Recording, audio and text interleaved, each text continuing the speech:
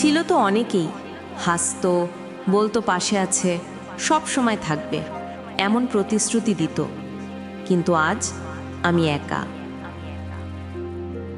একসময় চারপাশে মানুষ ছিল, বন্ধু ছিল, আপনজন ছিল, হাসি খুশি মুখ, ফোনে ঘন্টার পর ঘন্টা কথা, সব ছিল। আর আজ মোবাইলটা হাতে নিয়ে বুঝি কাউকে ফোন দেওয়ার মতো কেউ নেই। সবাই ব্যস্ত হয়ে গেছে, কারোর নতুন সম্পর্ক, কারোর কেরিয়ার, কারোর জীবন।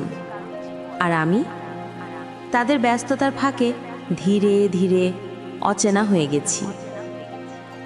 হয়তো আমারও দোষ ছিল, অতিরিক্ত ভালোবেসেছিলাম, অতিরিক্ত গুরুত্ব দিয়েছিলাম, তাই হারিয়ে ফেলেছি। একা থাকা কষ্টের না, কষ্ট হয় তখন যখন ভাবতে হয় যারা ছিল তারা আজ নেই।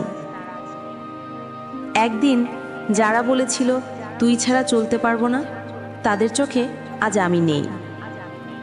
নিজেকে বারবার প্রশ্ন করি, আমি কি এতটাই অপ্রয়োজনীয় হয়ে গেছি? জবাব পাই না, শুধু নীরবতা।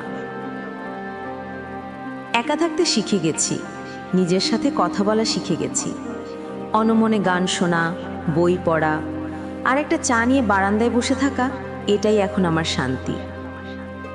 সবাই থাকবে না, এটা মেনেই নিয়েছি, নিজেকেই নিজন মানুষ করে নিয়েছি।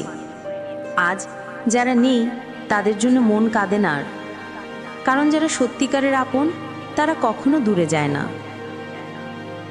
আজ আমি একা, কিন্তু এই একাকিত্বই আমাকে মানুষ করেছে, ভেঙেছে, আবার গড়েও তুলেছে।